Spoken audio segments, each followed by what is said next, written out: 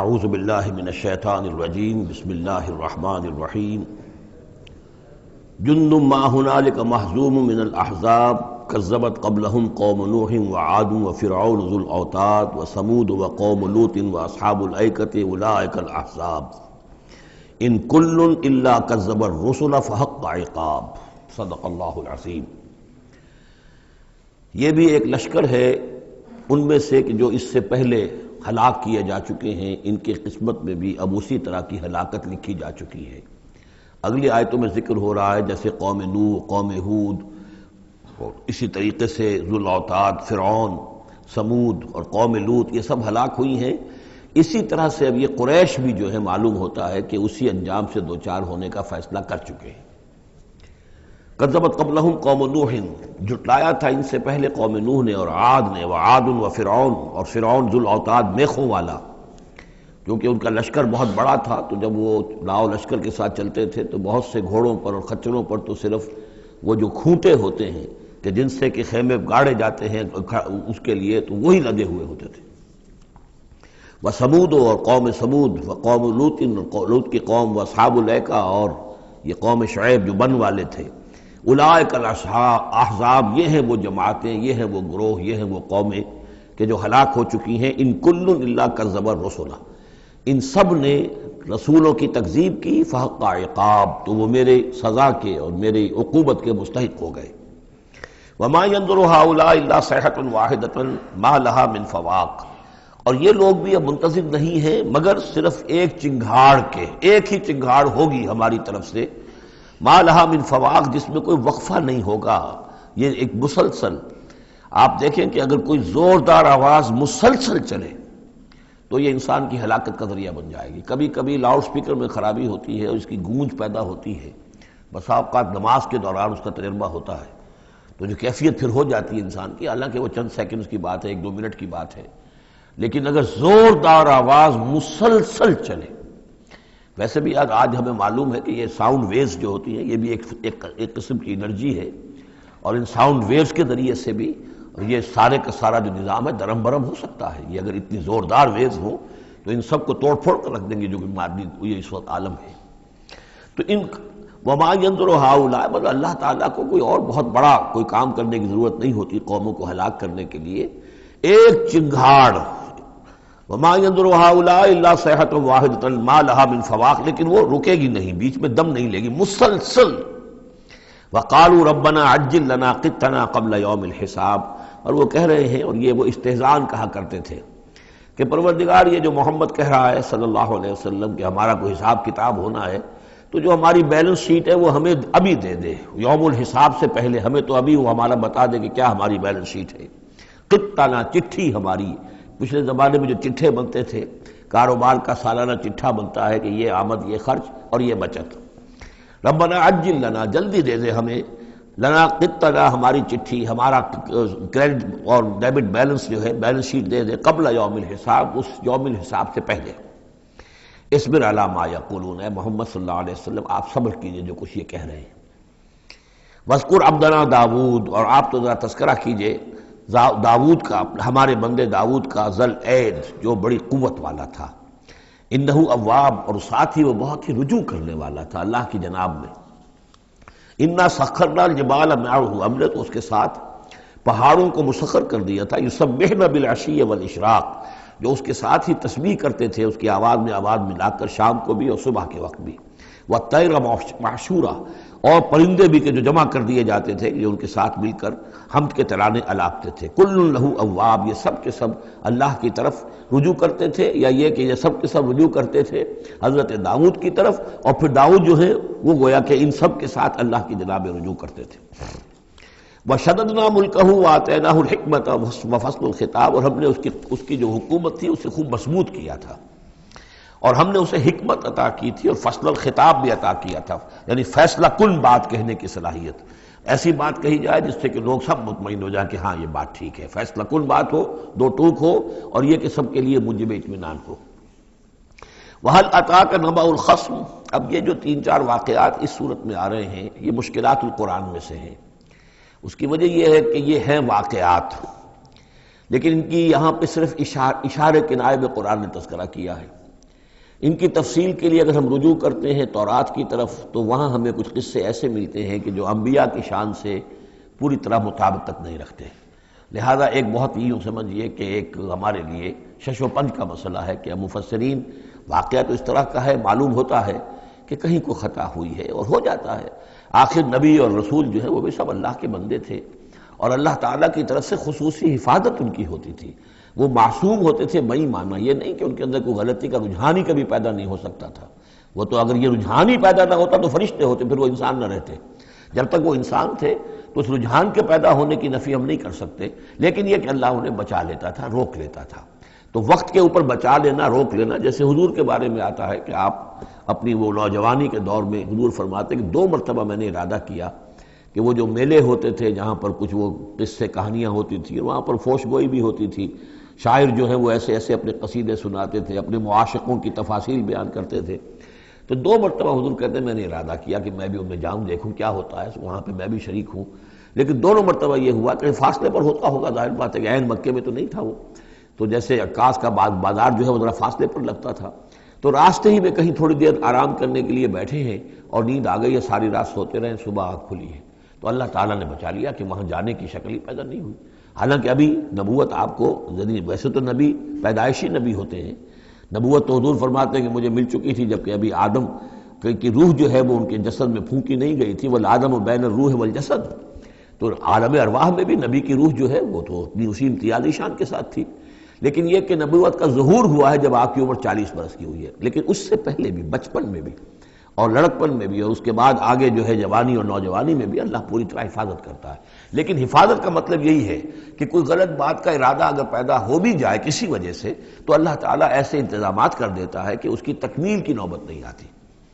اب یہ جو ایک واقعہ ہوا ہے حضرت داؤد علیہ السلام کا، اس کے پیچھے جو قصہ بیان کیا گیا ہے جو تورات میں ہے، وہ تو یہ ہے کہ ان کی بہت سی بیویاں تھیں، یہ جو تعدد ازدواج 4 کی پابندی تو حضور کی شریعت میں آ کر ہوئی ہے، ورنہ اس سے پہلے تو آپ کو معلوم ہے بادشاہ لوگ جو ہوتے تھے ان کے حرم ہوتے تھے بڑے بڑے، تو حضرت داؤد علیہ السلام کا بھی بڑا حرم تھا، بیویاں تھیں بہت سی، لیکن اسی اثنا میں انہیں کسی اور عورت کے بارے میں ان کے دل میں خیال پیدا ہو گیا، رغبت ہوئی، اس سے وہ شادی کرنے کی خواہش پیدا ہوئی، اور وہ کسی شخص کے نکاح میں تھی۔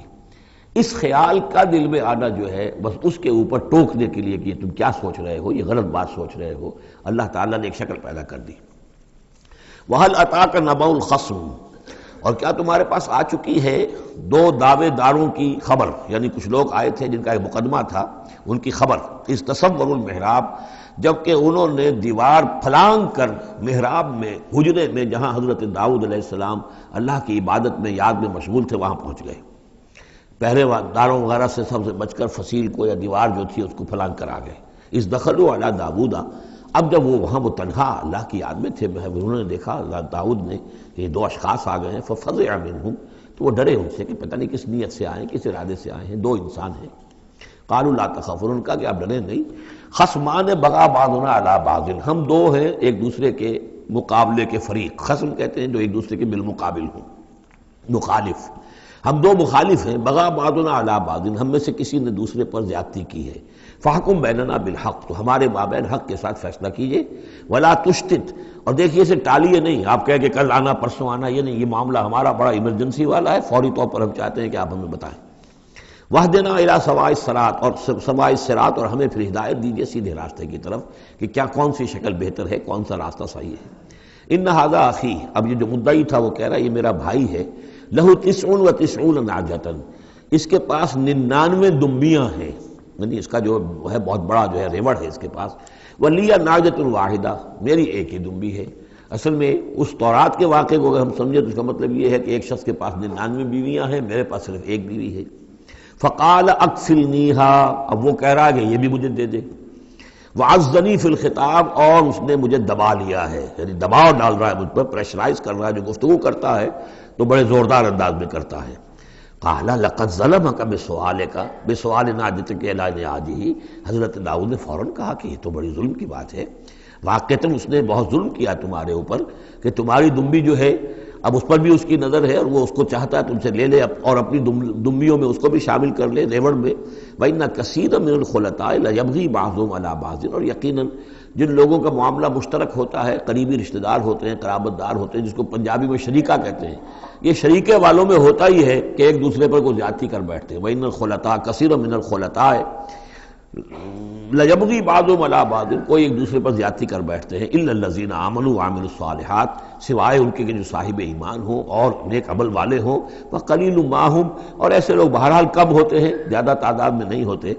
وَظَنَّ داؤد أَنَّمَا فَتَنَّاهُ، اس پر اچانک خیال آیا داؤد کو کہ یہ تو اصل میں سارا معاملہ جو ہے اللہ تعالیٰ نے مجھے آزمایا ہے، اللہ تعالیٰ نے در حقیقت مجھے متنبع کرنے کے لیے یہ ساری صورتحال جو پیدا فرمائی ہے۔ انہیں اپنے اس خیال کے اوپر پھر جو تنبع ہوا، فاستغفر ربہ، تو انہوں نے استغفار کیا اپنے رب سے، وخر راکعا واناب، اور وہ گر پڑے سجدے کے اندر، رکوع کہہ دیجئے، سجدہ کہہ لیجئے، راکعا گر پڑا جھک کر، اور رجوع ہوا، اس نے اللہ تعالیٰ کی طرف اپنے آپ کو پوری طریقے سے متوجہ کر لیا۔ یہ آیت سجدہ ہے۔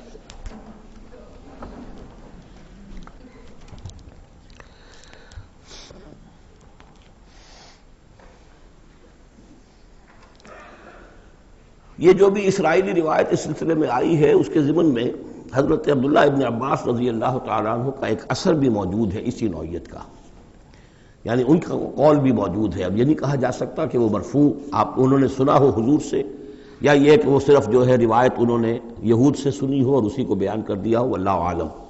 لیکن میں یہ سمجھتا ہوں کہ یہ چیز جیسے کہ ہم پڑھ چکے ہیں اس سے پہلے سورہ احزاب میں، حضور سے کہا گیا کہ اب آپ مزید شادی نہیں کریں گے، وَلَوْ أَعْجَبَكَ حُسْنُهُنَّ، وہاں پر بھی کوئی پردہ تو نہیں ڈالا گیا۔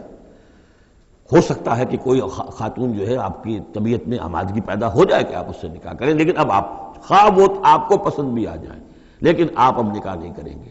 تو یہ جو انسانی تقاضے ہیں، ظاہر بات ہے کہ انبیاء کا معاملہ جو ہے، جیسے کہ میں نے عرض کیا، بشریت تو ان کے ساتھ ہوتی ہے اور بشری تقاضے بھی ہوتے ہیں، لیکن نبی معصوم ہوتا ہے اس معنی میں کہ ان کا اس طرح کا کوئی اگر خیال ہو بھی جائے تو اس کی تکمیل اللہ نہیں ہونے دیتا، حفاظت کر لیتا ہے، اسی کا نام ہے عصمت انبیاء۔ فغفرنا لہ ذلک، تو ہم نے وہ جو بھی معاملہ تھا ہم نے معاف کر دیا اسے۔ وَإِنَّ لَهُ عِندَنَا لَزُلْفَىٰ، اور وَحُسْنَ مآب، اور یقیناً ہمارے پاس داؤد کے لیے بہت اونچا مرتبہ ہے اور بہت اچھا ٹھکانہ ہے، جہاں وہ جب لوٹ کر آئے گا تو بہت اعلیٰ مقام ہم عطا کریں گے۔ یا داؤد انا جعلناک خلیفۃ فی الارض، ہم نے کہا کہ اے داؤد ہم نے تمہیں زمین میں خلیفہ بنایا ہے، تمہیں حاکم بنایا ہے۔ فاحکم بین الناس بالحق، تو لوگوں میں جو فیصلے کرو معاملات کے حق کے ساتھ کرو۔ ولا تتبع الہویٰ، اور دیکھو اپنی خواہش کی پیروی نہ کرو۔ فیضلک عن سبیل اللہ، اگر اپنی خواہش کی پیروی کرو گے پھر تو وہ تمہیں لازماً گمراہ کر دے گی، بھٹکا دے گی اللہ کے راستے سے۔ ان الذین یضلون عن سبیل اللہ لہم عذاب شدید، یقیناً وہ لوگ جو بہک جاتے ہیں یا بھٹک جاتے ہیں اللہ کے راستے سے، ان کے لیے تو بڑا سخت عذاب ہے۔ بما نسوا یوم الحساب، یہ بھٹکنا ہوتا اسی لیے ہے کہ انہیں آخرت یاد نہیں رہتی، بسبب اس کے کہ وہ بھول جاتے ہیں حساب کے دن کو۔ وہ یوم آخر اگر یاد رہے، آخرت کی زندگی کا یقین رہے، تو پھر انسان جو ہے سیدھا رہتا ہے۔ وما خلقنا السماء والارض وما بینہما باطلا، اور ہم نے جو کچھ کے آسمانوں میں زمین میں ہے اور جو کچھ ان کے مابین ہے اسے بیکار پیدا نہیں کیا۔ اب یہ وہی لفظ آ گیا ہے دوبارہ جو سورہ آل عمران میں تھا، ربنا ما خلقت ھذا باطلا سبحانک فقنا عذاب النار۔ اس کے علاوہ سورہ مومنون میں آ چکا ہے، افحسبتم انما خلقناکم عبثا وانکم الینا لا ترجعون۔ تو یہ عبث اور بیکار کام کرنا اللہ کی شان سے بہت ہی سمجھیے کہ بعید ہے۔ ذالک ظن الذین کفروا، یہ گمان تو ان لوگوں کا ہے جنہوں نے کفر کیا ہے۔ فویل للذین کفروا من النار، تو ہلاکت اور بربادی اور تباہی ہے ان کافروں کے لیے آگ کی۔ ام نجعل الذین آمنوا وعملوا الصالحات کالمفسدین فی الارض، ذرا یہ سوچیں کیا ہم ان لوگوں کو جو ایمان لائے اور جنہوں نے نیک عمل کیے بنا دیں گے ویسا جیسا کہ وہ لوگ ہیں کہ جنہوں نے زمین میں فساد مچایا؟ یعنی یہ سوچو کہ دنیا میں کچھ لوگ ہیں نیکوکار ہیں، بھلائی کے کام کر رہے ہیں، کچھ ہیں بدماش ہیں، شریر ہیں، بد امنی پیدا کرتے ہیں، لوٹ مار کرتے ہیں، لوگوں پر ظلم کرتے ہیں۔ تو اگر آخرت نہ ہو تو پھر تو بڑا ظلم ہو گیا۔ یہ نیکوکار تو گھاٹے میں رہ گئے، بدماش عیش میں رہے، جن کے لیے کوئی اسکروپلز نہیں ہے، کوئی اصول نہیں ہے، ان کے لیے نہ دیانت ہے نہ امانت ہے، کچھ نہیں ہے۔ جہاں داؤ لگ جائے، جہاں ہاتھ پڑ جائے وہ حاصل کرنے کے لیے تیار ہے، اپنی تمام خواہشات کی جو ہے وہ تکمیل کرنے کے لیے ہر دم جو ہے وہ تیار ہیں، دیکھتے نہیں جائز ہے کہ ناجائز ہے، تو وہ تو پھر نفع میں رہے۔ اگر کوئی آخرت نہیں ہے تو پھر نفع میں وہ رہے، گھاٹے میں یہ رہے جو بیچارے بچ بچ کر چلتے ہیں، کسی کا دل نہ میں دکھا دوں، کسی کا حق نہ مار لوں، کسی پر زیادتی نہ کر بیٹھوں، میں حلال کھاؤں، جائز کھاؤں، محنت سے اور سچ بولوں، جھوٹ نہ بولوں، وہ تو پھر گھاٹے میں رہیں گے۔ آخرت ہونا لازمی ہے، اس کا تو مطلب یہ ہے کہ پھر دنیا بیکار پیدا ہوئی۔ اگر آخرت نہیں ہے تو پھر انسانی زندگی کا، خصوصاً انسان میں جو اخلاقی حص ہم نے پیدا کی ہے، یہی تو ہے جو حیوان میں اور انسان کے درمیان بہت بڑا فرق ہے۔ ان کی جبلت ہے صرف، باقی کوئی اخلاقی حص ان کے اندر نہیں، لیکن انسان کے اندر تو اخلاقی حص ہے، جبلت بھی ہے اور اخلاقی حص بھی ہے۔ تو اس اخلاقی حص کا نتیجہ کیا نکلا؟ الٹا نکل رہا ہے، تو نتیجتاً دلغوش ہونا چاہیے۔ ام نجعل الذین آمنوا وعملوا الصالحات کالمفسدین فی الارض ام نجعل المتقین کالفجار، کیا ہم اپنے متقی بندوں کو برابر کر دیں گے ان فاجروں اور فاسقوں کی؟ کتاب انزلناہ الیک مبارک، یہ کتاب ہے قرآن جو اے نبی ہم نے آپ پر نازل کی ہے، مبارک، بہت بابرکت ہے۔ یہ برکت کے لفظ کو یہاں سمجھ لیجئے، برکہ عربی زبان میں کہتے ہیں کسی شے میں سے اس کے خیر کو نکالنے والی شے، وہ برکت ہے۔ وہ شے پوٹینشلی آپ میں ہے، لیکن یہ کہ وہ ڈورمنٹ پڑی ہوئی ہے، سوئی ہوئی ہے، اور اس کو آپ ایکسپلائٹ نہیں کر رہے، استعمال نہیں کر رہے، آپ کو اس کا شعور بھی نہیں ہے، احساس بھی نہیں ہے۔ کوئی شے جو آپ کو اس کا احساس دلا دے، پھر آپ اپنی اس صلاحیت کو استعمال کریں، ایکسپلائٹ کریں، اسے بروئے کار لائیں، وہ شے برکت والی ہوئی۔ تو یہ لفظ آتا ہے قرآن مجید میں، یا تو ماء مبارکہ، باران رحمت، بارش برستی ہے، زمین میں وہ پوٹینشل رویدگی موجود ہے، ڈورمنٹ ہے، بیج پڑے ہوئے، پانی آتا ہے، جذب ہوتا ہے، آسموسس شروع ہوتا ہے، پانی داخل ہوتا ہے بیج کے اندر، وہاں کو حرکت شروع ہوتی ہے، اب وہاں سے وہ جو رویدگی نکل رہی ہے اور وہ بیج جو ہے اس سے اب 2 پتیاں نکلی ہیں، تو ماء مبارکہ۔ اسی طرح یہ کتاب مبارک ہے، اس معنی میں کہ انسان کے اندر اللہ نے جو خیر ودیت کیا ہوا ہے، موجود ہے، اس کی روح میں ہے نور تجلی بھی اسی خاک میں پنہاں، غافل تو نرا صاحب ادراک نہیں ہے، وہ ہے تمہارے اندر، لیکن یہ کہ وہ ڈورمنٹ ہے، اس کو نکال کر برآمد کرنا، اس کو سامنے لانا، اس نیکی کو بروئے کار لانا، اس روح کی اور روحانیت جو ہے اس کی نشو و نما، اس کا پروان چڑھنا، یہ اس کتاب کا نتیجہ ہے۔ تو یہ کتاب مبارک ہے، کتاب انزلناہ الیک مبارک لیدبروا آیاتہ ولیتذکر اولو الالباب، یہ مبارک ہے، بابرکت ہے، تاکہ وہ تدبر کریں اس کی آیات پر، اور تاکہ جو ہوش مند لوگ ہیں وہ اس سے سبق حاصل کریں۔ وَوَهَبْنَا لِدَاوُودَ سلیمان، اور ہم نے داؤد کو سلیمان جیسا بیٹا عطا کیا، نعم العبد، بہت ہی اچھا بندہ تھا ہمارا، انہ اواب، اور یقیناً وہ بھی ہماری طرف رجوع کرتا رہتا تھا، ہماری طرف ہی رجوع رہتا تھا، توجہ رکھتا تھا، گیان دھیان ہمارے ساتھ لگائے رکھتا تھا۔ اذ ورد علیہ بالعشی الصافنات الجیاد، جب یہ کہ شام کے وقت ان کے سامنے پیش کیے گئے، یعنی جیسے انہوں نے پہلے ہم پڑھ چکے ہیں کہ انہوں نے اپنی فوجوں کی انسپیکشن کی تھی، تو وہ فوجیں کہ جو انسانوں کی بھی تھیں، جنوں کی بھی تھی، یوزعون، ان کی ریجیمنٹس بنائی گئی تھیں، بٹالینز بنائی گئی تھیں، اس میں پرندے بھی تھے۔ اسی طریقے سے اب جو گھوڑے رکھے ہوئے تھے جہاد کے لیے، ظاہر بات ہے کہ گھوڑے، کیولری جو ہے وہ تو اس زمانے میں اصل شے تھی، تو اس کو انہوں نے جو شام کے وقت انسپیکشن پریڈ کوئی ہوئی گھوڑوں کی، تو وَإِذْ عُرِضَ عَلَيْهِ بِالْعَشِيِّ الصَّافِنَاتُ الْجِيَادُ، تو بہت ہی عمدہ، بہت اعلیٰ نسل والے، بہت عمدہ جو گھوڑے تھے، ان کو اس کے سامنے پیش کیے گئے، معائنہ کر رہے تھے حضرت سلیمان۔ فَقَالَ إِنِّي أَحْبَبْتُ حُبَّ الْخَيْرِ عَنْ ذِكْرِ رَبِّي، ہوا یہ کہ اس میں کچھ دیر ہو گئی، شام کا وقت تھا اور سورج جو ہے وہ غروب ہو گیا، عصر کی نماز ان کی قضا ہو گئی، جیسے کہ حضور کی عصر کی ایک نماز قضا ہوئی تھی غزوہ احزاب میں، اور اس پر حضور نے لعنت فرمائی تھی پھر کفار پر کہ ان کی وجہ سے ہماری آج عصر کی نماز، اور خاص طور پر جس کو صلاۃ الوسطیٰ عام طور پر چونکہ گمان ہے، وہ آج ہماری قضا ہو گئی، تو عصر کی نماز ان کی قضا ہو گئی۔ تو انہوں نے کہا کہ مجھے یہ جو حب الخیر، یہ خیر ہے نا، یہ گھوڑے جو ہیں یہ خیر ہے، دولت ہے، ایک آدمی کی بہت اچھی جو ہے پونجی ہے، اس کی محبت نے، انی احببت حب الخیر عن ذکر ربی، میں اس کی محبت میں اتنا مصروف ہو گیا، اتنا مشغول ہو گیا کہ اپنے رب کا ذکر جو ہے وہ بھول گیا۔ حتیٰ توارت بالحجاب، حتیٰ توارت الشمس بالحجاب، یہاں گویا کہ سورج کا لفظ محذوف ہے، یہاں تک کہ سورج جو ہے وہ تو چھپ گیا، اوٹ میں آ گیا۔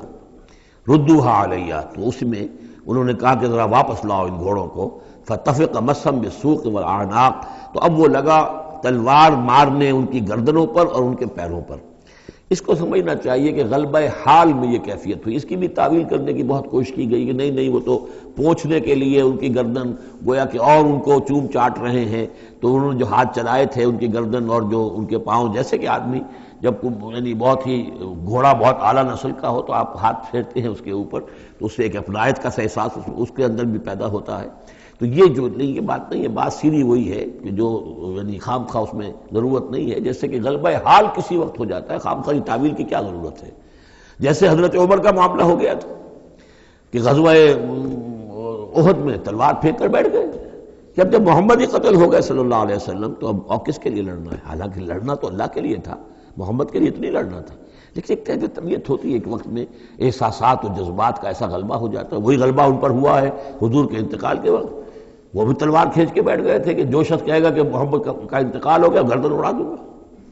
وہ تو پھر حضرت ابو بکر آئے ہیں، انہوں نے پھر آ کے خطبہ دیا ہے، اور خطبے میں وہ آیت بھی پڑھی ہے وَمَا مُحَمَّدٌ إِلَّا رَسُولٌ قَدْ خَلَتْ مِن قَبْلِهِ الرُّسُلُ أَفَإِن مَاتَ أَوْ قُتِلَ انقلبتم عَلَىٰ أَعْقَابِكُمْ. اور ساتھ ہی پھر انہوں نے یہ خطبہ دیا کہ مَن كَانَ يَعْبُدُ مُحَمَّدًا فَإِنَّ مُحَمَّدًا قَدْ مَاتَ وَمَن كَانَ يَعْبُدُ اللَّهَ فَإِنَّ اللَّهَ حَيٌّ لَا يَمُوتُ.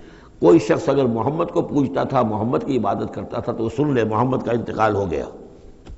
اور جو کوئی اللہ کو پوجتا تھا اور اللہ کی بندگی کرتا تھا اس کو جان لینا چاہیے اللہ پر کبھی موت واقع نہیں ہوگی، وہ زندہ رہنے والا ہے. تو یہ غلبہ حال کی ایک کیفیت ہے کہ اسی کیفیت میں کہ میری یہ نماز جو ہے یہ چھوٹ گئی ہے. بہرحال یہ دونوں میں نے آپ کے سامنے رکھ دیے ہیں. وَلَقَدْ فَتَنَّا سُلَيْمَانَ وَأَلْقَيْنَا عَلَىٰ كُرْسِيِّهِ جَسَدًا ثُمَّ أَنَابَ. اس معاملے میں تو ایک جو ہے یعنی مرفوع حدیث موجود ہے جس کا کہ اب ذکر ہو رہا ہے یہاں پر. حضرت سلیمان سے ایک اور بھی ایک موقع پر اسی طریقے کا کہ خطا کہہ دیجئے، جیسے کہ خطا حضور سے ہو گئی تھی. سورہ کہف میں ہم پڑھ چکے ہیں کہ جب سوال کیا گیا بتائیے کون ہیں اصحاب کہف، کون تھے، ان کا واقعہ کیا ہے، اور وہ ذوالقرنین کون. آپ کہتے ہیں ٹھیک ہے میں کل بتا دوں گا، اس لیے کہ روزانہ حضرت جبرائیل آتے تھے، میں پوچھ لوں گا اور مجھے جواب مل جائے گا، میں تمہیں دے دوں گا. لیکن کئی دن تک حضرت جبرائیل نہیں آئے. اب پھر دیکھیے کہ آپ کی جان جو ہے وہ ضیق میں آ گئی کہ نہیں آ گئی. لوگوں نے تالیاں پیٹ دی، بس چھٹی گم ہو گئی. کہاں اب تمہاری وہ وحی، اور کہاں تمہارے پاس وہ ذریعہ علم. اس کے بعد پھر وحی نازل ہوئی تو ساتھ ہی وہ آیت بھی سورہ کہف میں نازل ہوئی وَلَا تَقُولَنَّ لِشَيْءٍ إِنِّي فَاعِلٌ ذَلِكَ غَدًا إِلَّا أَن يَشَاءَ اللَّهُ. آئندہ کبھی اے نبی کسی بھی کام کے بارے میں کبھی ہرگز یہ نہ کہیے گا یہ کام میں کل کر دوں گا مگر اس استثناء کے ساتھ اگر اللہ نے چاہا، انشاءاللہ. اگر انشاءاللہ میرا ارادہ ہے انشاءاللہ میں یہ کام کر دوں گا، انشاءاللہ کے بغیر. ہم لوگ جو کہتے رہتے ہیں تو ہماری کوئی حیثیت نہیں ہے کہ اس پر پکڑا جائے ہمیں. لیکن جو بڑے لوگ ہوتے ہیں، جو عظیم شخصیات ہوتی ہیں، تو ان کے لیے یہ معاملہ جو ہے وہ اتنا ہی سخت ہوتا ہے اللہ کا. پھر ان کی گرفت بھی ہوتی ہے تو چھوٹی چیز پر ہوتی ہے. بڑے لوگوں کی چھوٹی چیز پر بھی بڑی سخت گرفت ہوتی ہے، یہ قاعدہ قانون ہے. تو اسی طرح کا معاملہ انشاءاللہ ہی کہنے کا معاملہ ہو گیا ہے کہ جو بھول گئے یا کسی وجہ سے حضرت سلیمان کا اصل میں ان کا کوئی معاملہ ہوا، اپنے کچھ سپہ سالاروں سے ناراض ہوئے ان سے، اور انہوں نے سمجھا کہ شاید تم یہ سمجھتے ہو کہ میری جو طاقت اور حکومت ہے وہ تمہارے ہی بل پر قائم ہے. میں آج اپنی تمام ازواج کے پاس جاؤں گا اور ان سب سے میں صحبت کروں گا اور سب سے جو ہے وہ اولاد ہوگی، اور میرے اتنے جو ہیں وہ جوان ہاتھ پھر پیدا ہو جائیں گے تاکہ یہ کہ میں تمہارا شاید اتنا پھر میں دستے نگر نہ رہوں. اس طرح سے انہوں نے کچھ کہا اور ساری اس ایک رات میں اپنی تمام بیویوں کے ساتھ انہوں نے صحبت کی. لیکن یہ کسی بیوی کو حمل نہیں ہوا. ایک کو ہوا تو اس کا بھی کوئی بچہ جو ہے ادھورا سا، وہ 7 ماسا ہوگا 6 ماسا ہوگا، وہ پیدا ہوا. دائی نے لا کر ان کے تخت پر رکھ دیا، اور شاید اس کا چرچا بھی ہو گیا تھا کہ انہوں نے یہ بات کہی تھی. تو اب پورے گویا کے درباریوں میں بھی اس کی شہرت تھی کہ دیکھیں اب کیا ہوتا ہے ان کے ساتھ. تو اس معاملے میں انہیں کچھ سبکی اٹھانی پڑی. وہ ہے وہ واقعہ جو یہاں بیان ہو رہا ہے. وَلَقَدْ فَتَنَّا سُلَيْمَانَ، اور اسی طرح ہم نے فتنے میں ڈالا تھا سلیمان کو. وَأَلْقَيْنَا عَلَىٰ كُرْسِيِّهِ جَسَدًا ثُمَّ أَنَابَ، اور ہم نے اس کے تخت پر ایک ایسا جسد لا کر لوتھڑا سا ڈال دیا تھا. وہ دائی نے لا کر ڈالا کہ یہ وہ آپ کی جو تھی قسم اس کا یہ نتیجہ ہے اللہ کی طرف سے. لیکن یہ کہ بہرحال انہوں نے اس پر بھی توبہ کی. بلکہ یہاں تک روایت میں آتا ہے کہ فرشتے نے یاد بھی دلانے کی کوشش کی انہیں کہ انشاءاللہ کہیے، لیکن کیا اس وقت کیا کیفیت تھی ان کی جذباتی کہ انہوں نے وہ بات نہیں کہی. اور اس پر پھر اللہ تعالیٰ نے گویا کہ تنبیہ کرنا ضروری سمجھا.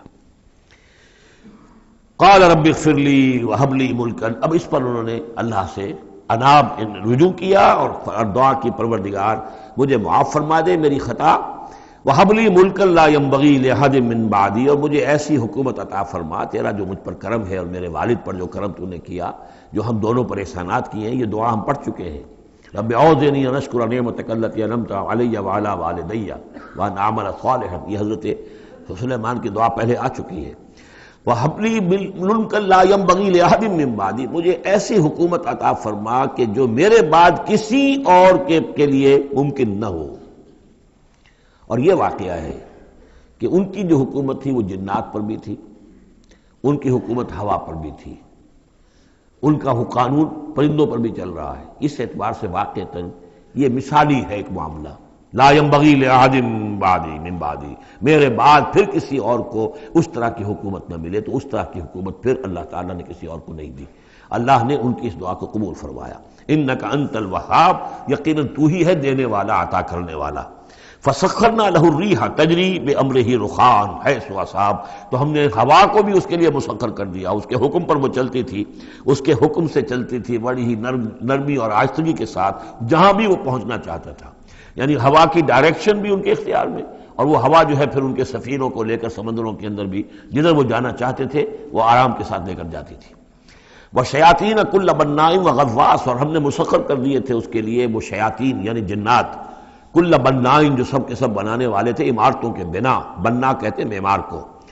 بنا حسن البنا شہید رحمۃ اللہ علیہ، ان کا خاندانی پیشہ جو ہے وہ تعمیر، وہ معمار خاندان سے تھے، اور عربوں میں کوئی اس میں آر نہیں ہوتا۔ آپ سعودی عرب میں جائیں گے سقا، اب وہاں پہ کوئی صاحب ہوں گے جن کے جد امجد جو ہے وہ حرم کے اندر کہیں پانی پلاتے تھے لوگوں کو، ساقی کے کام کر، سقا، وہ اپنے نام کے ساتھ سقا لکھتے، انہیں کوئی وہ نہیں۔ خباز نان بائی خاندان چلا رہا ہے، خبازوں کا خاندان ہے، نان بائی ہے، تو کام کے اندر تو پیشے میں عیب نہیں رکھیے نہ فرحات کو نام، سیدھی سی بات ہے۔ تو وہ بنا، وہ ان کے لیے تھے معمار، وغواص، اور غوطہ خور، غوطہ کرنے والے، سمندروں میں غوطہ لگا کر اور وہاں سے موتی وغیرہ نکالنے والے، وآخرین مقررین فی الاسفاد، جو لوگ تو رہتے تھے، اور کچھ اور قوم ہوتی تھی کہ جو جکڑی ہوئی زنجیروں میں، یہ جنات کی طاقت جو ہے ایک نفری وہ ہوتی تھی جو رکھی رہتی تھی کہ جہاں ایمرجنسی میں ضرورت ہو تو پھر ان کو وہاں سے استعمال کیا جائے۔ ھذا عطاؤنا، اور ہم نے ان سے کہہ دیا تھا اے سلیمان یہ ہماری عطا ہے تمہارے لیے، فمنن او امسک، چاہو تو یہ تقسیم کرو لوگوں کے اندر، لوگوں پر احسان بھی کرو، اور چاہو تو اپنے پاس رکھو بغیر حساب۔ بہرحال ہم نے اس پر حساب کوئی نہیں رکھا، ہم تم سے اس پر کوئی حساب نہیں لیں گے۔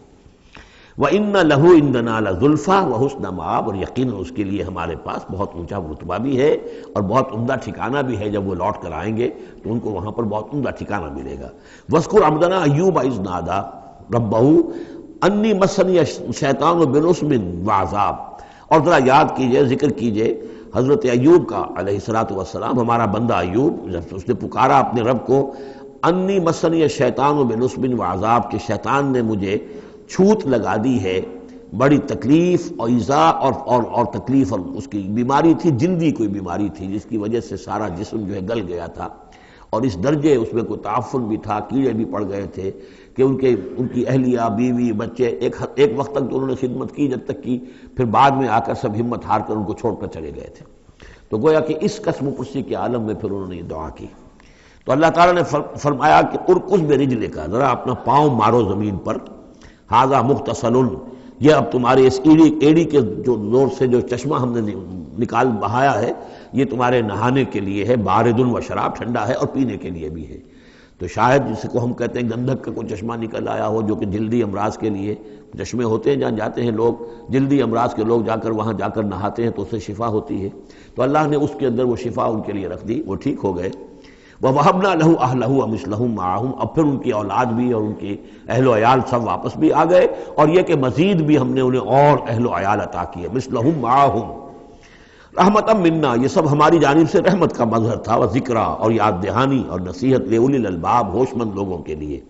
وَخُذْ بِيَدِكَ رِزْقًا، کسی موقع پر اپنی بیوی سے ناراض ہو کر ان کہا تھا کہ میں تمہیں 100 کوڑے لگاؤں گا یا 100 تمہیں ماروں گا کمچیاں، تو غصے میں آ کر اب وہ قسم کھا لی اس کے اوپر، لیکن یہ کہ اب جب ٹھیک ہو گئے، بیوی بھی آ گئی، اب کیا کریں، اس قسم توڑیں یا اس قسم کا کیا شکل کریں، تو اللہ نے اس کے لیے بھی انہیں ایک شکل بتا دی کہ سینکوں کا ایک تھبا لے لو، جیسے جھاڑواں ہوتی تھی پرانے زمانے میں، تو اس میں وہ 100 اگر سینکیں ہیں تو وہ لے لو، خذ بیدک ضغصا، تم لے لو اپنے ہاتھ میں سینکوں کا ایک مٹھا، فضرب بہ، اور اس سے ایک ضرب لگا دو، ولا تحنس، اس سے یہ کہ تمہاری وہ قسم ٹوٹے گی نہیں، وہ 100 وہ جو ہے قمچیاں ایک ہی مرتبہ لگ جائیں گی۔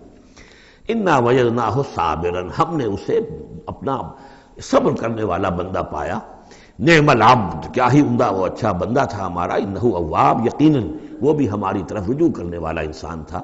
وَاذْكُرْ عِبَادَنَا إِبْرَاهِيمَ وَإِسْحَاقَ وَيَعْقُوبَ أُولِي الْأَيْدِي وَالْأَبْصَارِ، اور تذکرہ فرمائیے ہمارے بندوں ابراہیم کا اور اسحاق کا اور یعقوب کا، وہ بھی تھے بڑے ہاتھوں والے، یعنی بڑے ان کے یعنی قوتوں والے، والابصار، اور آنکھوں والے، مشاہدہ بھی، غور و فکر بھی، ہاتھوں والے بھی، طاقت والے بھی۔ انا اخلصناہم بخالصۃ ذکر الدار، ہم نے ان سب کو خالص کر لیا تھا ایک خالص شے کے لیے۔ ایک خالص شے کون سی ہے؟ آخرت کے گھر کی یاد دہانی، یعنی وہ لوگوں کو ہمیشہ متوجہ کرتے رہتے تھے کہ اصل زندگی آخرت کی زندگی ہے۔ انا اخلصناہم بخالصۃ، ایک خالص شے کے لیے ہم نے انہیں خالص کر لیا تھا، یعنی ان کی زندگی میں اب ایک ہی، جیسا کہ میں نے بارہا عرض کیا ہے کہ جو اللہ کا بندہ اس مقام پر پہنچ جائے، پھر واقعہ یہ ہے کہ اسے دنیا کی دولت سے دلچسپی نہیں، دنیا کی کسی اور دوسری چیز کی طرف رغبت نہیں، اس کے وقت کا، اس کا ایک ایک منٹ، اس کی توانائی جو بھی اللہ نے اس کو دی ہے، اس کا خون کا ایک ایک قطرہ وقف ہو جاتا ہے پھر اس کام کے لیے کہ خلق خدا کو خدا کی طرف بلائے، اللہ کی طرف بلائے، اور انہیں بچائے آخرت کے انجام سے، برے انجام سے۔ اس کے سوا کیا ہو؟ جیسے ہمارے شیخ معین الدین اجمیری رحمۃ اللہ علیہ، وہ آئے تھے ہندوستان میں، اگر اس وقت آ کر بیٹھے ہیں اجمیر میں، جبکہ اجمیر ابھی جو ہے وہ کفر کا گڑھ تھا، راجپوتوں کا مرکزی مقام، اس لیے کہ شیخ علی حجویری جو لاہور میں ہیں، جن کو داتا گنج بخش کہتے ہیں، وہ تو اس وقت آئے ہیں لاہور میں جبکہ لاہور اسلامی حکومت میں شامل ہو چکا تھا۔ لیکن یہ کہ یہ معین الدین اجمیری، کیونکہ ابھی تک مسلمانوں کی حکومت وہاں تک نہیں پہنچی تھی، جو سمجھیے اجمیر جو ہے وہ تو راجپوتوں کا گڑھ، اور اس میں جو ہے وہاں جا کر بیٹھ کے اللہ کا بندہ اور دعوت دے رہا ہے، اور کاروبار تو کوئی کرنے نہیں آئے تھے وہ، بلکہ یہ کہ اللہ کی طرف بلانا۔ تو اس کے لیے ہم نے خالص کر لیا تھا۔ جو بھی اللہ کا بندہ اپنے آپ کو اس کے لیے خالص کر لے، وہ گویا کہ اللہ تعالیٰ کے مصطفین میں سے ہو جاتا ہے، وہ لفظ آگے آ رہا ہے۔ انا اخلصناہم بخالصۃ ذکر الدار وانہم عندنا لمن المصطفین الاخیار، اور یقیناً وہ ہمارے ہاں، ہمارے نزدیک وہ بڑے چنے ہوئے لوگ ہیں، اچھے لوگوں میں سے، نیک لوگوں میں سے چنے ہوئے لوگ، چنیدہ لوگ۔ جو شخص اپنی زندگی کا ہدف اسی کو بنا لے، مقصد اسی کو بنا لے، جینا مرنا اسی کے لیے ہو جائے، تو ظاہر بات ہے کہ اللہ تعالیٰ کے یہاں پر اس کا اونچا مقام ہے۔ وَاذْكُرْ إِسْمَاعِيلَ وَالْيَسَعَ وَذَا کے فلور ذکر کیجئے اسماعیل کا بھی اور یسع۔ اب ان کے بارے میں صحیح طور پہ ہم کچھ نہیں کہہ سکتے، یہ دو جو ہیں یسع اور ذوالکفل۔ ذوالکفل کے بارے میں تو میں عرض کر چکا ہوں کہ ایک گمان یہ ہے، اور مجھے اس سے اتفاق ہے کہ یہ گوتم بدھ کی طرف اشارہ ہے، وہ اللہ کے نبی تھے۔ ذوالکفل، پے یہاں فے سے بدل گیا ہے، کپل وستو کا شہزادہ، سدھارتھا گوتما بدھا۔ بدھا تو اصل میں اس کا لقب ہے جو بعد میں بن گیا ہے، سدھارتھ اس کا نام تھا، سدھارتھا گوتما بدھا، اور کپل وستو کی ریاست تھی، اس کا یہ شہزادہ تھا۔ وَكُلُّ مِنَ الْأَخْيَارِ، یہ سب کے سب بھی بڑے ہی عمدہ لوگوں میں سے تھے۔ هَذَا ذِكْرٌ، یہ ایک ذکر ہے، یہ ایک تذکرہ ہے۔ وَإِنَّ لِلْمُتَّقِينَ حُسْنَ مآب، اور یقیناً ان متقین کے لیے، تمام متقین کے لیے بہت ہی اچھی جگہ ہے لوٹنے کی، آنے کی، اچھا ٹھکانہ ہے۔ جنات عدن، وہ باغات کے جو رہنے والے ہوں گے، ریزیڈنشل ہوں گے، بسنے والے، مفتحۃ لہم الابواب، جن کے دروازے ان کے لیے کھلے رکھے گئے ہوں گے۔ یہ اس سے بھی آگے بھی آئے گا سورہ زمر میں بھی کہ جنتوں کا معاملہ یہ ہے کہ اس کے دروازے کھلے ہوں گے جنتیوں کے استقبال کے لیے، جیسے کہ مہمان کے لیے جب آپ کو اس کا استقبال کرنا ہو تو یہ تو نہیں کرتے دروازے بند کر کے بیٹھ جائیں کہ وہ آ کے دستک ہی دے گا تبھی کھولیں گے، اس کا تو انتظار ہو رہا ہوتا ہے، تو دروازے کھلے ہوتے ہیں۔ لیکن جہنم کے بارے میں یہ آتا ہے کہ جب مجرم پہنچ جائے گا، جیسے جیل کا دروازہ ہوتا ہے، جب وہاں پہنچ جائے گا پھر وہ دروازے کھولے جائیں گے۔ یہ مضمون جو ہے سائملٹینیس کنٹراسٹ کی شکل میں جو ہے وہ آئے گا سورہ زمر میں۔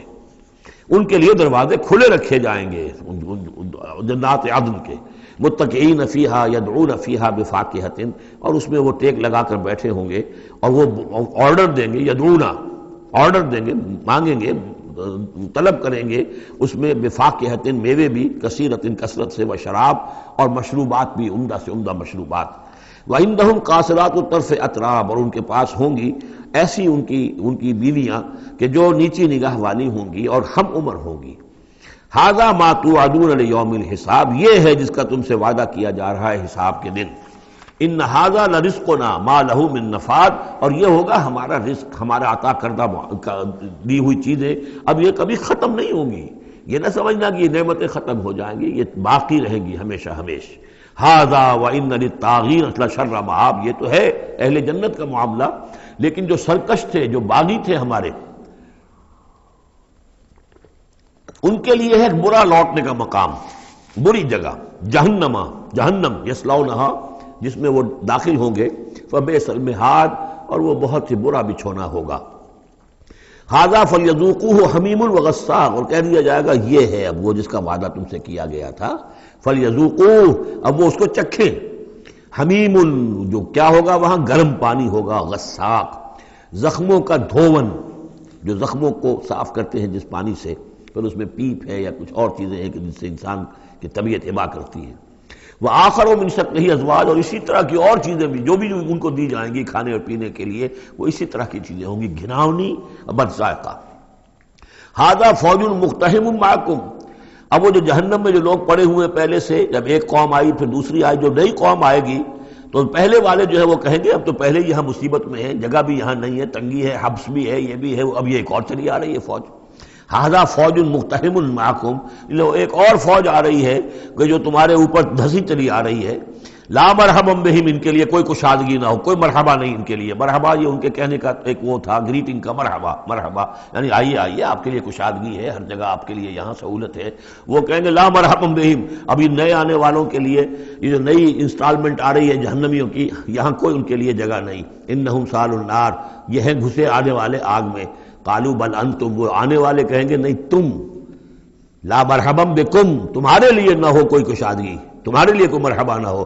انتم قدمتموہ لنا فبئس القرار، یہ تو تم لوگ ہو جنہوں نے یہ سارا سامان ہمارے لیے فراہم کیا ہے، تم ہم سے پہلی نسل ہو، تم نے وہ سارے جو ہے غلط طور طریقے ایجاد کیے تھے، تم نے وہ عقائد جو ہے وہ ہمیں سکھائے تھے، ہم تو تمہارے کرتوتوں کی وجہ سے، تمہاری پیروی کرنے کی وجہ سے یہاں تمہارے اس جہنم میں آئے ہیں۔ بل انتم قدمتموہ لنا فبئس القرار، تو یہ بہت ہی بری جگہ ہے رہنے کی، ٹھہرنے کی۔ قالوا ربنا من قدم لنا هذا فزده عذابا ضعفا في النار، اور وہ کہیں گے پروردگار جن لوگوں نے ہمارے لیے یہ چیزیں کی اور ہمیں ان راستوں پر ڈالا، اور ان کو تو اور عذاب دے، اضافہ کر ان کے عذاب میں، ضعفا، دگنا عذاب آگ کا۔ وقالوا ما لنا لا نرى رجالا كنا نعدهم من الاشرار، وہ کہیں گے یہ کیا بات ہے، ہم یہاں آپ لوگوں کے ساتھ کچھ لوگ تھے جنہیں ہم سمجھتے تھے بڑے گھٹیا لوگ، ان کی کوئی حیثیت نہیں تھی، کمی کاری لوگ تھے، وہ محمد پر ایمان لے آئے تھے صلی اللہ علیہ وسلم، وہ ہم تو ان کو استہزائی کرتے رہے، وہ یہاں نظر نہیں آ رہے آپ کے پاس، ظاہر بات ہے وہ تو جنت میں گئے، وہ یہاں تھوڑا ہی ہوں گے۔ تو وما لنا لا نرى رجالا، اور کیا ہوا ہے کہ ہم نہیں دیکھ رہے ان لوگوں کو، وہ یہاں نظر نہیں آ رہے کہ جن کو ہم كنا نعدهم من الاشرار، جنہیں ہم برے لوگ سمجھتے تھے۔ اتخذناهم سخریا، کیا ہم نے ان کو صرف ایسے ہی جو ہے ایک یعنی ہنسی ٹھٹا بنا لیا تھا، ام زاغت عنہم الابصار، یا ہماری نگاہیں جو ہیں ان سے کج ہو گئی ہیں، دیکھ نہیں پا رہی ہیں، ہم انہیں دیکھ نہیں پا رہے، ہماری نگاہیں جو ہیں ان سے چوک رہی ہیں۔ ان ذالک لحق تخاصم اہل النار، تمہیں یقین رکھنا چاہیے کہ یہ سب کچھ جو ہم بیان کر رہے ہیں حق ہے، یہی جھگڑا اور یہی جو ہے ان جہنمیوں کے مابین یہی تکرار ہوگی۔ قل انما انا منذر، کہہ دیجئے نبی کہ میں تو بس ایک منذر ہوں، خبردار کرنے والا۔ وما من الہ الا اللہ الواحد القہار، نہیں ہے کوئی الہ معبود سوائے ایک اللہ کے جو الواحد ہے، اکیلا ہے اور قہار ہے، پوری طرح چھایا ہوا ہے۔ رب السماوات والارض وما بینہم العزیز الغفار، وہ آسمانوں اور زمین کا رب ہے، مالک ہے، اور جو کچھ ان کے مابین ہے اس کا بھی العزیز ہے، زبردست، اور الغفار ہے، بخشنے والا۔ قل هو نبأ عظیم، میں نبی کہہ دیجئے یہ ایک بہت بڑی خبر ہے جو محمد لے کر آئے ہیں صلی اللہ علیہ وسلم۔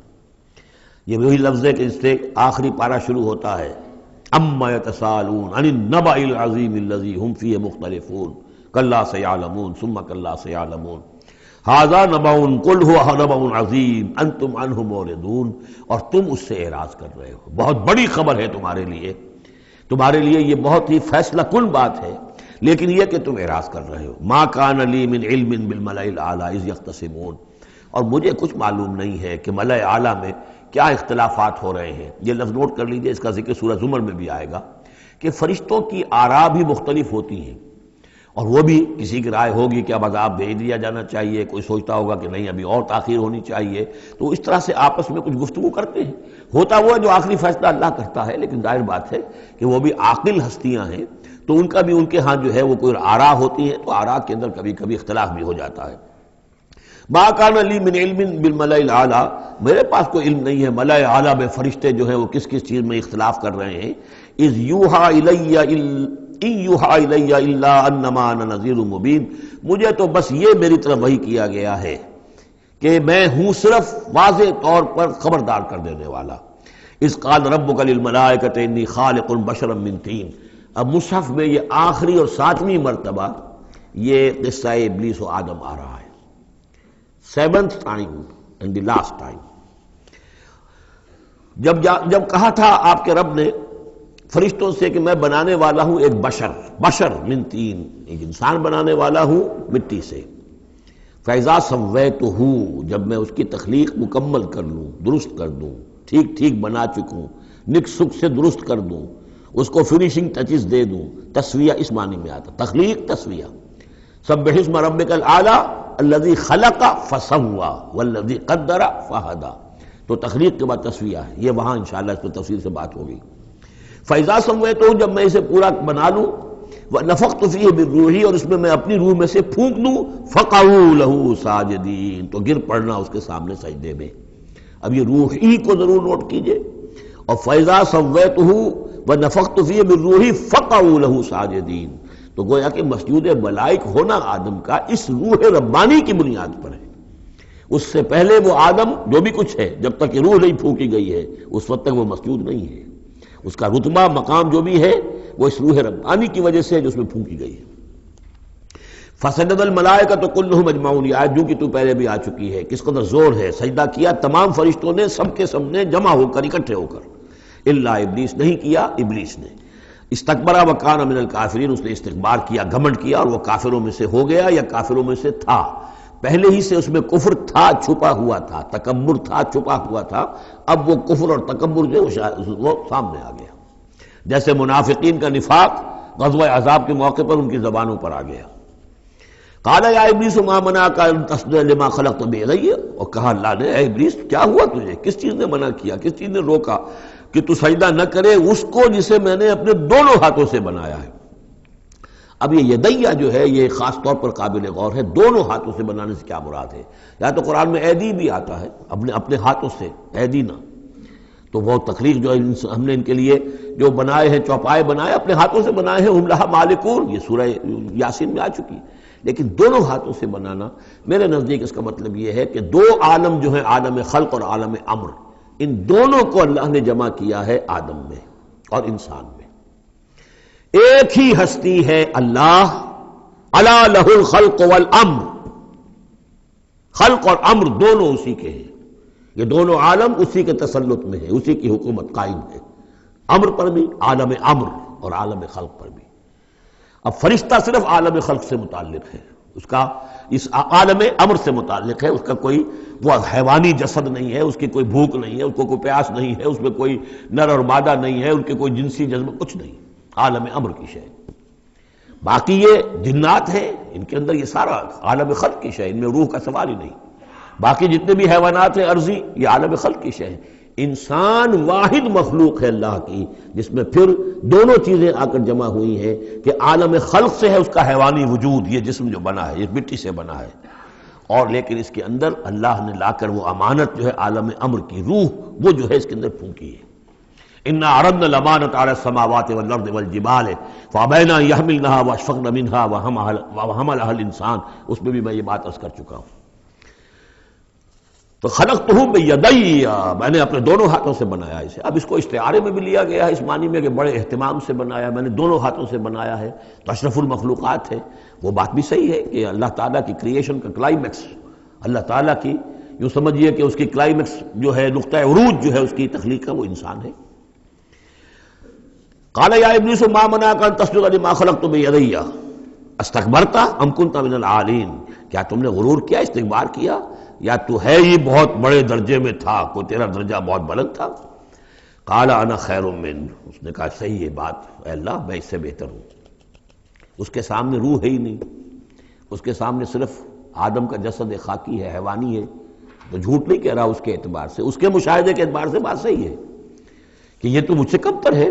خلقتنی من نار وخلقتہ من طین، مجھے تو نے بنایا آگ سے، اس کو بنایا مٹی سے۔ قال فاخرج منها فانک رجیم، سوال یہ ہے کہ اللہ حکم دے رہا ہے تم سجدہ کرو، تو تم نے اللہ کے حکم کی تو نافرمانی کی ہے نا۔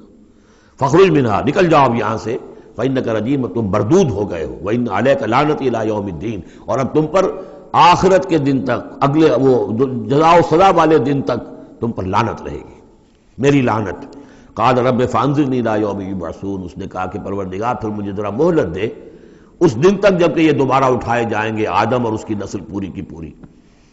قال فإنک من المنظرین، اللہ تعالیٰ نے اسی یعنی استحقار کے اندر بس ٹھیک ہے جاؤ، تمہیں یہ دی گئی مہلت جو تم نے مانگا ہے، گرانٹڈ۔ الی یوم الوقت المعلوم، اس وقت کے دن تک جو معلوم ہے، طے شدہ ہے، یوم یبعثون جب آنا ہے اس وقت تک کے لیے تمہیں مہلت دے دی گئی۔ قال فبعزتک لأغوینہم اجمعین، اب اس نے کہا جب تو نے مجھے مہلت دے دی ہے تو اے اللہ تیری عزت کی قسم، تیرے اقتدار اور اختیار کی قسم، میں ان سب کو گمراہ کر کے رہوں گا۔ الا عبادک منہم المخلصین، سوائے اس میں سے تیرے وہ بندے جنہیں تو خود اپنا بنا لے، مخلص، مخلص نہیں، مخلص۔ قال فالحق والحق اقول، اب حق ہے اور میں تو کہتا ہی حق ہوں، میری ہر بات حق ہوتی ہے۔ لَأَمْلَأَنَّ جَهَنَّمَ مِنْكَ وَمِمَّنْ تَبِعَكَ مِنْهُمْ أَجْمَعِينَ، تو میں بھی بھر دوں گا پھر جہنم کو تجھ سے، اور جو بھی ان میں سے تیری پیروی کریں گے ان سب سے جہنم کو بھر کر رہوں گا۔ قُلْ مَا أَسْأَلُكُمْ عَلَيْهِ مِنْ أَجْرٍ، اب یہ بات بتا کے اب حضور سے کہا جا رہا ہے نبی کہیے میں نے تم سے اس پر کوئی اجرت تو نہیں مانگی، میں تمہیں یہ خبریں سنا رہا ہوں، غیب کی وحی جو مجھے آ رہی ہے وہ سنا رہا ہوں، ازل کے جو واقعات ہیں جو اس وقت ہوئے تھے وہ باتیں بتا رہا ہوں، تو میں نے تو اس پر کوئی تم سے اجرت نہیں مانگی، تم سے کوئی انعام طلب نہیں کیا۔ قُلْ مَا أَسْأَلُكُمْ عَلَيْهِ مِنْ أَجْرٍ وَمَا أَنَا مِنَ الْمُتَكَلِّفِينَ، اور یہ بھی تم جانتے ہو، اچھی طرح جانتے ہو، قَدْ لَبِثْتُ فِيكُمْ عُمُرًا، میں تمہارے مابین ایک عمر گزار چکا، میں متکلف نہیں ہوں۔ متکلف کون ہے؟ تکلف کرنے والا۔ اب تکلف ہر اعتبار سے ہوتا ہے، ایک جیسے ہم جسے کہتے ہیں ایک شاعر ہوتا ہے فطری شاعر، اور ایک متشاعر ہوتا ہے۔ وہ شاعر فطری نہیں ہوتا، وہ بڑی محنت کرتا ہے، جوڑ توڑ کے کوئی سیکھتا ہے، عروض سیکھتا ہے، یہ سیکھتا ہے، کوئی الفاظ کا ذخیرہ جو ہے جوڑتا ہے، پھر وہ کچھ شعر کہتا ہے، وہ تکلف کے ساتھ شعر کہنا۔ ایک ہے جسے آپ کہتے ہیں آمد، اور ایک وہ ہے کہ آورد، بڑی محنت سے مشقت سے کوئی آپ نے کمپوز کیا ہے۔ تو میری زندگی میں تم نے تکلف کا کوئی شائبہ دیکھا ہی نہیں آج تک، سادہ زندگی۔ خاص طور پر یہ کہ کبھی میں نے شعر کہنے کی کوشش کی ہو، کبھی میں نے کوئی خود خطیب بننے کی کوشش کی ہو، اس کی کوئی مشق کی ہو۔ ما انا من المتکلفین، میں کوئی بنانے والا اور تکلف کرنے والا اور تصنع کرنے والا نہیں ہوں۔ ان ہوا الا ذکر للعالمین، نہیں ہے یہ مگر یاد دہانی اور نصیحت تمام جہان والوں کے لیے۔ وَلَتَعْلَمُنَّ نَبَأَهُ بَعْدَ حِینٍ، اور اس کی جو خبر ہے، جو اس کا نتیجہ نکلنے والا ہے، جیسے سورۃ الطارق میں فرمایا انہ لقول فصل وما هو بالہزل، یہ فیصلہ کن بات بن کر آیا ہے قرآن۔ اب جو فیصلہ، جیسے کہ ہم سورہ بنی اسرائیل میں پڑھ چکے ہیں، وبالحق انزلناہ وبالحق نزل، ہم نے حق کے ساتھ نازل کیا اور حق کے ساتھ یہ نازل ہوا ہے۔ اب فیصلہ ہوگا، اسی کی ترازو میں قوموں کی تقدیریں تلیں گی اور فیصلے ہوں گے۔ جیسے کہ حدیث ہے حضرت عمر بن الخطاب سے رضی اللہ تعالی عنہ کہ حضور نے فرمایا ان اللہ یرفع بہذا الکتاب اقواما ویضع بہ آخرین، اللہ تعالیٰ اسی کتاب کی بدولت قوموں کو عروج پر پہنچائے گا اور اسی کو ترک کرنے کی وجہ سے قعر مذلت میں گرا دے گا۔ تو فرمایا وَلَتَعْلَمُنَّ نَبَأَهُ بَعْدَ حِینٍ، کچھ دیر کے بعد اس کی اصل خبر ان کو پہنچ جائے گی کہ اس کا نتیجہ کیا نکلتا ہے۔ یہاں وہ 5 صورتیں ختم ہو گئی ہیں اس دوسرے، بلکہ جیسا کہ میں نے عرض کیا تھا کہ یہ جو گروپ ہے چوتھا، یہ 13 صورتیں مکیات ہیں اس کے اندر۔ ان میں 5 ہیں یہ سورہ یاسین بالکل وسط میں، ان 5 میں 2 ادھر ہیں، دونوں الحمدللہ سے شروع ہوئی ہیں، سورہ سبا، سورہ فاطر۔ 2 ادھر ہیں، سورہ صافات اور صاد، اس میں بھی صاد آیا ہے، صافات کے ساتھ اس کی مناسبت ہے۔ اس کے بعد 8 صورتیں وہ آ رہی ہیں کہ جن کو ہم سمجھیں گے اس جو اس وقت کا ترتیب ہے مصحف کی، کہ کورسپونڈنگ ترتیب جو ہے وہ ہے سورہ الفرقان سے لے کر اور سورہ سجدہ تک جو 8 صورتیں آئی تھیں، گویا کہ اسی طرح کی 8 صورتیں یہ آ رہی ہیں۔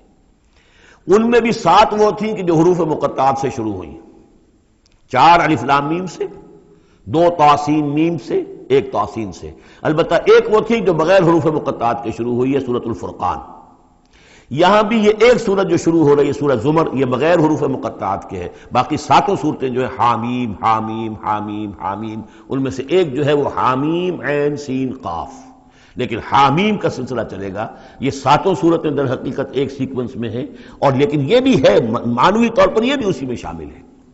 اور ان میں سے اب یہ سمجھ لیجئے کہ جو پہلی 4 صورتیں ہیں ان کا مرکزی مضمون ہے توحید عملی۔ ایک ہے توحید عقیدے کی توحید، اللہ کو ایک ماننا اکیلا، لا ضد لہ ولا ضد لہ ولا مثل لہ ولا مثال لہ ولا مثیل لہ، اس کے جیسا کوئی نہیں ہے، نہ صفات کے اعتبار سے نہ ذات میں، کوئی اس کا کفر نہیں ہے، لم یلد ولم یولد، یہ سب کیا ہے؟ یہ عقیدہ ہے۔ ایک ہے عمل کی توحید، توحید عملی، وہ کیا ہے؟ عمل کی توحید کیا ہے؟ توحید فی العالم عمل، اور جس کو کہ امام ابن تیمیہ رحمۃ اللہ علیہ نے ایک اور بڑی خوبصورت اصطلاح استعمال کی ہے، توحید فی الطلب، توحید فی العقیدہ اور توحید فی الطلب۔ وہ طلب جو ہم پڑھ چکے ہیں سورہ حج میں، ضعف الطالب والمطلوب، یہ طالب و مطلوب کا جو ریلیشن شپ ہے، ہر انسان کا کوئی نہ کوئی مطلوب ہے، کوئی آئیڈیل ہے، کوئی آدرش ہے، کسی کے لیے وہ جی رہا ہے، کسی مقصد کے لیے۔ ایک انسانوں کی عظیم اکثریت ہے جو حیوانی سطح پر زندگی گزار رہے ہیں، جن کا کوئی مقصد زندگی ہے ہی نہیں۔ انسٹنکٹس جیسے کہ حیوانات ہیں، پیٹ میں بھوک لگی ہے وہ کھائے گا، ادھر ادھر منہ مارے گا۔ اسی طریقے سے اس کا جنسی جذبہ، اس کا ایک نظام ہے، اس کے تحت ہی ہوتا ہے۔ اس میں جنسی جذبہ اس طرح کا بھی نہیں ہے کہ بعض انسان جو ہے وہ سور بن جاتے ہیں جنسی اعتبار سے، وہ نہیں ہے، ان کا ایک نظام ہے، بس انسٹنکٹ کے تحت ہے چل رہا۔ تو جو لوگ صرف اسی پر کھانا پینا، بچے پیدا کرنا، ان کو پال دینا، اگر یہ کام کر رہے ہیں، کوئی ان کی زندگی میں مقصد ہے ہی نہیں، تو وہ نرے حیوان ہے، انسان ہے ہی نہیں۔ اولئک کالانعام بل ھم اضل، وہ چوپایوں کے مانند ہے بلکہ ان سے بھی گئے گزرے ہیں۔ انسان کہلانے کا مستحق کم سے کم وہ شخص ہے کہ جس نے زندگی میں کوئی نہ کوئی مقصد معین کیا ہو۔